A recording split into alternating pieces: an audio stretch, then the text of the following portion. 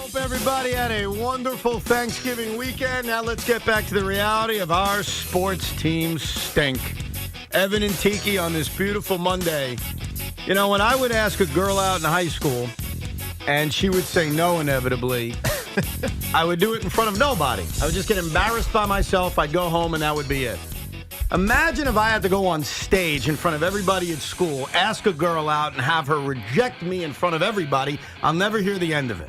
I bring that up because that, ladies and gentlemen, is the New York Jets. When they play football games at 1 o'clock on Sunday and they get their butts kicked or something embarrassing happens, you can do it in the anonymity of a 1 o'clock game on a Sunday. But this franchise that some of us somehow, some way decided to root for, they find a way on holidays, on Monday nights, on Thursday nights, in front of the entire world to make a mockery of themselves and us. And it has been 3 days. But for 3 days, I've tried to live my life. And for 3 days, I've heard what people have said to me. Hey, can you believe the Hail Mary that was returned for a touchdown? I'm ice skating in Brooklyn on Saturday. Guy comes up to me. Can you believe the Hail Mary returned for a touchdown? I'm sitting at Barclays Center watching the Nets win a basketball game. I get to escape the jet land. And what do I hear from some beautiful lady who comes over? Nice 85-year-old woman. She says, I've never seen this before. And I said, what do you mean? Mikal Bridges playing what? No! A Hail Mary return for a touchdown. This is worse than the butt fumble. It's not even close. Is it really? It's not even on the same stratosphere. I mean, the butt fumble was kind of, I don't know, it was embarrassing. It was, he ran to somebody's ass and dropped the ball and they returned it. This is different.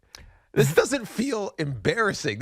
It never happens. I guess the butt fumble never happens either, but it never happens. But you always kind of feel like, man, the Hail Mary is good, but if someone ever picked that off, it would go to the house. I think every coach thinks that. Every coach is like, dude, should we throw the Hail Mary? If we do, make sure it's like close to the sideline, out of bounds, back of the end zone.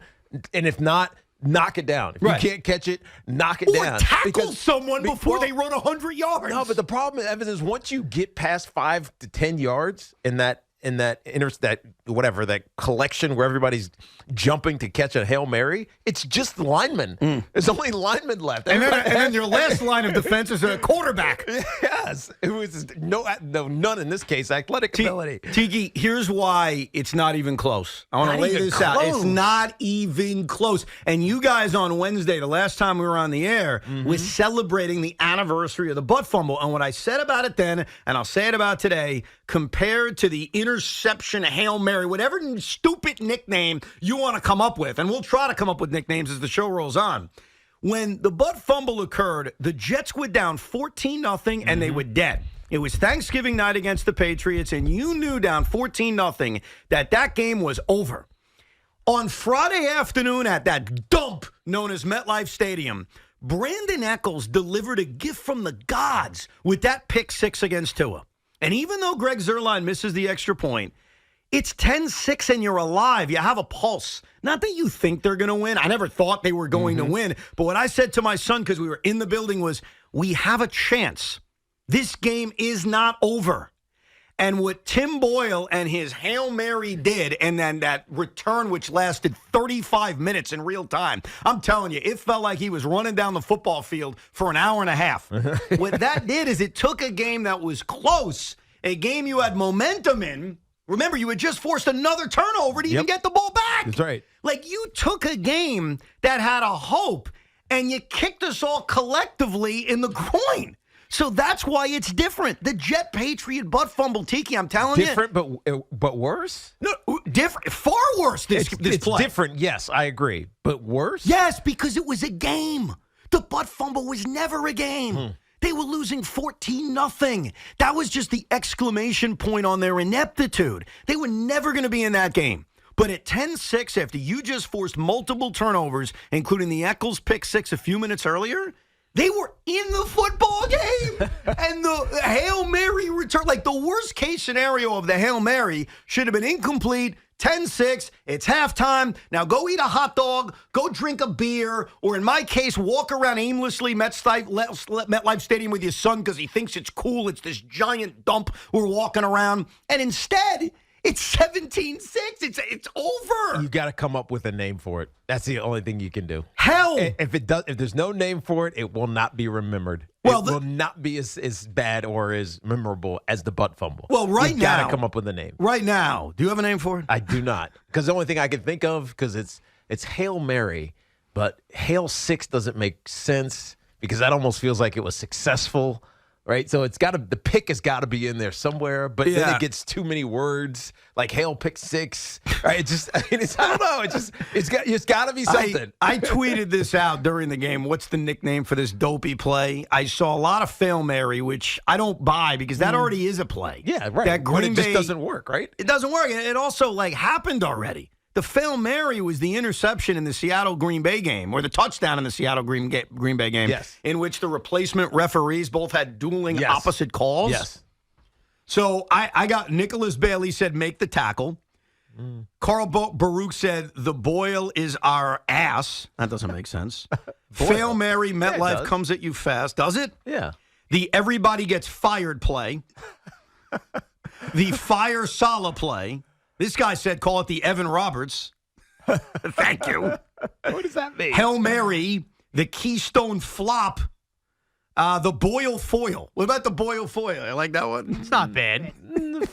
Foiled Boyle? Jets die stadium. But there's no indication of what it is. Like when you say butt fumble, it is impossible to not know exactly what it is. Yeah. Someone ran into someone else's ass and dropped the football. And recovered, and whatever happened afterwards doesn't matter, but it kind of assumes that the other team recovered it, which is what happened. So the butt fumble is not ambiguous. All of these names that people are trying to come up with, they're too familiar or been used already or don't correctly describe what happened. So according to Tiki, for this play to pass the butt fumble, it needs to have a nickname. It needs worse than that. It needs something that's going to live in anonymity forever. The Bizarro Doug Flutie, the Turnpike, the same old Jets, the Hail Mary up your tuchus, the Six Mary.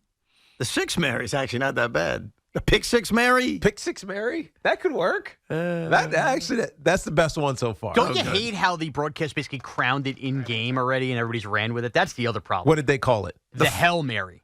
The Hail Mary. The Hail Mary. They referenced it 3 times in the game, and I was like, it's too early to crown it. All I know is I don't know what this play will be called forever, but here's what I do know. And I think Kirk Herbstreit said this correctly. And I will listen to the highlights after because I wanted to hear how they called this. But Kirk Herbstreit said this perfectly exemplifies the New York Jets season. And, Kirk, I want to take that just a little bit further. This perfectly exemplifies who we are as a people. Like the New York Jets and this franchise that we root for can't just stink. They have to do things that take over your entire weekend. If you're listening to me right now, and you could be a Giant fan, you know that you did something on Saturday or Sunday, and somebody came up to you, and they didn't ask you about the weather. They didn't ask you about the turkey you had on Thursday. They brought up this play. Like, this play dominated the weekend. This happened on Friday. It is Monday, and it dominated your NFL weekend. And that's a part of what kills me as a fan. There are many years in which you're just bad. And bad things happen, and guys get hurt, and your offensive line stinks, and your offense is bad. Like, it happens. But for this franchise, whether it's icy ghosts, or it's the butt fumble. Yeah, that's true. It's always something. Or it's the fake spike, or whatever you want to come up with, it always has to live forever and ever and ever. Well, that's only because you're not replacing it with something good. Like, you got to replace those bad moments with something that is so much better that you just forget about it. The guarantee. Yeah, well. That's 100 years ago. Exactly, it was. It was forever ago. But, I mean, the Giants have had some bad moments, right? But they've replaced them with championships. Tiki, there's more Miracle at the Meadowlands than there are Scream movies. It's true. That's right. The Black Friday Bomb. You want to go with that one? Fireman Dead. Fireman Dead.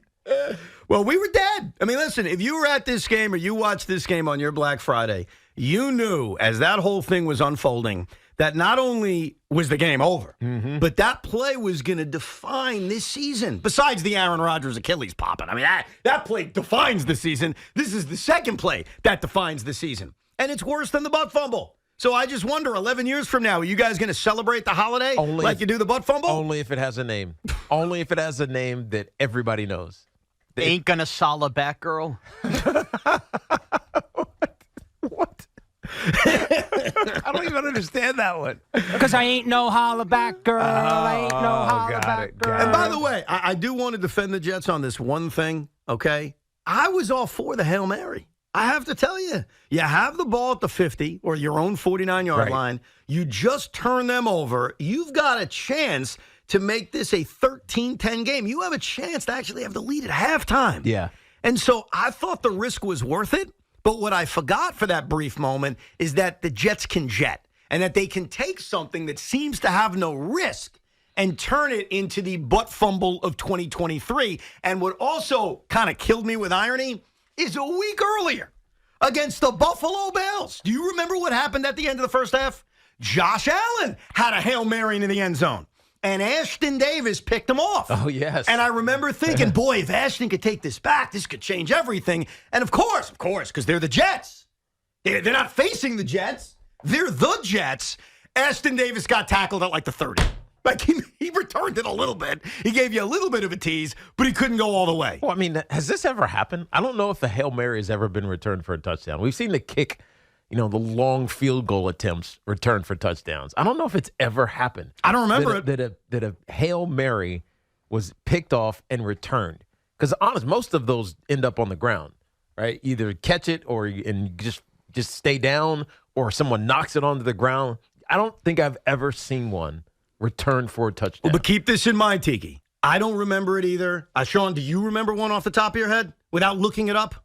No, but here's the problem. How on earth in today's day and age where we have an answer on everything instantly do we not know this by Monday? Yeah, it's been 5 days, basically. Yeah, Like, yes or no? It must not have happened. Well, but We don't know definitively. The other factor here, and this is the part that bothers me. Maybe it happened in college, but it definitely hasn't happened in the NFL. It may have happened in a week 17 at 1 o'clock between two crappy teams. The problem is when you're the Black Friday team. This is your initial point. Yes, when you're It's doing not that it happened. It happened on a Black Friday standalone game, and there was a day between games before you started watching football again. Unless you were watching college, Michigan upsetting Ohio State, or not upsetting, but beating Ohio State again. Yes. Right? Unless you were watching college football, this was the football you remembered until Sunday. If this happens at Sunday at 1 o'clock, same thing with the IC Ghost game. If those things, even the butt fumble, I'd argue, if those things happen Sunday at 1 o'clock, I don't know about when there's 100 other games going on, you may have heard about it. You may have seen the highlight, but it doesn't live in history the way these plays live in history. I've seen ghosts. I mean, and that's what just killed me as I was leaving MetLife Stadium, a half hour before the game ended, because you're damn right I left early. I subjected my 7-year-old to that game long enough. I was the one who even said, you want to get the hell out of here? You want to save our dignity? What was it? Dolphin fans were taking over? Was it Mostert's touchdown, untouched touchdown? Honestly, or was it before that? I think it was a bad hot dog. I think we bought a hot dog. I took one bite and said, you know what? This is a sign from the gods that it needs to go. We'll get your calls about this in a second, 877-337-6666. The other big thing, and we'll get into the Giant game from yesterday and all you tankers' reactions. Tommy. Tommy DeVito wins another game. Chad Ryland misses, or Reland. How do you say his name? Chad Ryland, the kicker? It's Ryland. Ryland misses the potential game-tying field goal, and the tank has been completely derailed. But a couple of hours ago, the GM of the New York Giants, Joe Shane, met the media. And, of course, during the bye week, Joe Douglas did the same thing. We hear from GMs, and we try to get answers to questions. The first thing we got from Joe Shane, and I want you to pay attention, Sean, and all you Giant fans out there, pay attention to this. You guys may be 4-8, and this isn't Evan Roberts talking. This is Joe Shane talking. You're in it. You're in this thing. You are not in it. You're in it. No. You think you're out of it? No. No, because anything could happen in the NFL. But I think what's happening right now is that the Giants, by winning, Yes. and I love watching what Tommy's doing, just lets the ball go. He's not thinking about it. He's taking a lot of damn sacks, though. 28 sacks. Doesn't matter. He's in not his turning the 5 damn games. ball over for the most 20 part. of them in his 3 starts. He's not turning the football over, but they're winning. And what it's going to do is salvage the perception of Brian Dable's second season. I think he's already done that, by the way. No, you're probably right. But by winning, you make it, God, year 1 was an anomaly. Yeah, he just overachieved. You eliminate that by winning. And I think that's the most important thing for this Giants team. We're not out of winning. it. Create a culture of winning. Yeah, but forget winning. Listen to your GM. We're not out of it. We're not out of it. You're in this thing. Sean, you're in a playoff race, bro. Technically, he's not wrong. We're not out of it. We're not out of it. But that's not what you can think Nah, about. he said we're not out of it. He didn't say we're in it. That's right. The other thing he said was, and if you hear this one clip on its own, this would cause Giant fans to be very scared. Scared? Yes. Come on, that's hyperbole. Listen to what he says, and then we'll supply context, and we'll calm the Giant fans down. But if you're just tuning in and you're like, I didn't hear Joe Shane, what'd he say today? He said this, and his expectation for Daniel Jones. The expectation is when Daniel's healthy that he will be our starting quarterback. Again, we don't have a crystal ball in terms of how the rehab's going to go. Different patients respond differently to these surgeries. Listen to that. And, whether there's going to be swelling in the knee or any All right, setbacks. thank you, Dr. Shane. Again, nobody has a the crystal. expectation is Daniel Jones What is your is starting wrong with quarterback. To me, nothing's wrong with that, but I know that there are a lot of Giant fans. Oh, this is the tanking Giant fan who wants the 6'1" Caleb Williams, who's Yes, probably 6 no. foot, and he's petulant and doesn't talk to the media because he doesn't know how to handle losing. USC underachieved significantly, right? That's who you want? No, I didn't say Caleb Williams. What I Or want is it the Drake May, No, the guy what- who can't win any Forget any naming big guys, game? Tiki. Forget naming guys. What I and most Giant fans want is you to say the expectation is Daniel Jones to be the starter. Fine. What's the expectation week 2 if he takes another hit to the neck? Well, no, I think that there are a lot of Giant fans after Daniel went down with the torn ACL. I got 2 words for you. If you say Tommy DeVito, I'm going to go through this class. It's the Tommy first day back. DeVito. Come on. Come on. I don't shine shoes anymore. Don't be hating 10 on points he Tommy. gave us. I think that there were Giant fans, and I tried to warn you guys. I was on the other side trying to be the voice of reason that when Daniel went down with the torn ACL, there was almost like a funeral for his Giant career around here. Like, it's over. That's it. Thanks. Thank you, Daniel. See you later. And what I said to you a few days later, and for some reason I got a lot of vitriol for this, and I didn't say anything that bad. I said, guys, he's probably your quarterback next year. It doesn't mean he's your quarterback for the next 5 years, but there's a really good chance based on his contract, based on where you're going to finish in the draft, because Sean and I argued with each other. I said, you'll win a couple of games accidentally. You're not finishing with a top 2 pick. I think Sean would even admit I was right about that argument. Yeah, especially when you look at the schedule. Yeah. And in retrospect, look at the teams that they're playing. Washington and the New England Patriots. Well, I did that, yet Sean disagreed with me. Yeah, but I don't think we knew how bad the Patriots were. well, you know what? At Yeah. that time, I don't think we knew how bad the New England Patriots We were. thought they were good because they beat the horrendous. Jets. That's why we thought they were good. Trust me, we knew they weren't good. But I think that there was this expectation of it's over for Daniel Jones. So Joe Shane says the expectation is Daniel to be the starting quarterback. But then he's pressed on, well, wait a second. Would you use a first-round pick to draft a quarterback? And this is where Joe Shane will calm you all down and give you a little back massage. Using a possible first round pick on the position. So where are you on that spectrum? I mean, if there's a player that you like there that's a quarterback in the first round, would you make that choice? Yeah, we'll take the best player available. If the best player available, for our team is at a certain position, we'll take it. I mean, we won't shy away from it. And again, that's a ways away. The draft in April, so we're still working through all that. So here's what I think Joe Shane told you today. Mm-hmm. It's what I thought a few weeks ago, and I think he confirmed it with his words. Daniel Jones is going to get a chance to be the quarterback again. But we're probably going to draft somebody. Maybe in the first round, maybe in the second round. We're going to bring in a young quarterback into that room. And then obviously when you use a premium pick on a quarterback, you're eventually going to give that guy a shot. Yeah. But Daniel Jones returning next year is going to get the first shot. Well, if he's healthy, he's going to get the first shot. Yes. And you almost feel, I remember at the time when he tore his ACL, to me it was like, all right, Dan, I'm actually happy for you because you're not going to get the crap beat out of you for the rest of the year. You're taken care of. You're going to make over $100 million with the Giants, given the guarantees of this current contract and your rookie contract. And if it doesn't work out here, you're going to be fine. You're going to go someplace else, maybe get a chance to start again. If not, you'll be a backup forever because you're a smart kid, you're a big kid, and somebody's going to take care of, take you on their roster. But the reality for Daniel Jones is that for the last 4 years of his career, if he plays next year, he's always in prove-it years. right? Going into his third year, it's like, dude, is he going to play well enough that they're going to want to give him the fifth-year option before the season starts? No, got hurt, didn't work out. Last 2 years ago, it's Daniel Jones they didn't pick up the fifth-year option. He's either got to do it or not. See how he plays. He plays fantastic, right? They give him a contract. But this year, well, you got to prove your contract, Daniel Jones, right? We know that they believed in you. They gave you $160 million.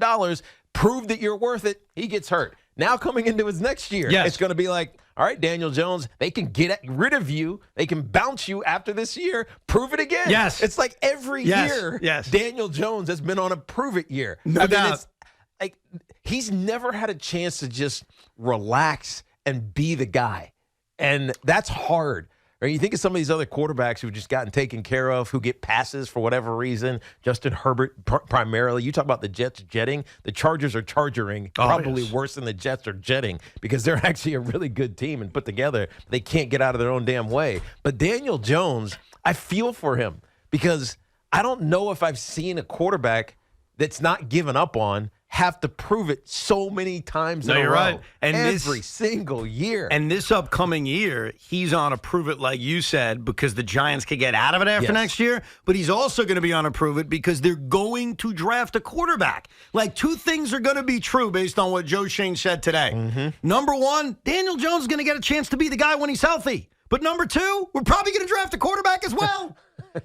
You're going to get both. You're going to get that young guy plus Daniel Jones, who's a lot younger than Eli Manning was when Daniel Jones was drafted, is going to try to hold off the young guy. We'll get to the Giant game from yesterday as well, the ugliness at MetLife Stadium as they hold off the Patriots, how the Tankers felt about what happened on their Thanksgiving Sunday. And, of course, Jet fans, we witnessed a play on Friday that we will never, ever, ever, ever, ever, ever forget. And Tiki says, for the world to remember it more than the butt fumble, it's got to have a nickname as cool as the butt fumble. We'll get to your calls coming up, 877-337-6666. The great Joe Beningo will join us a little bit later on as well. Thank God for drugs.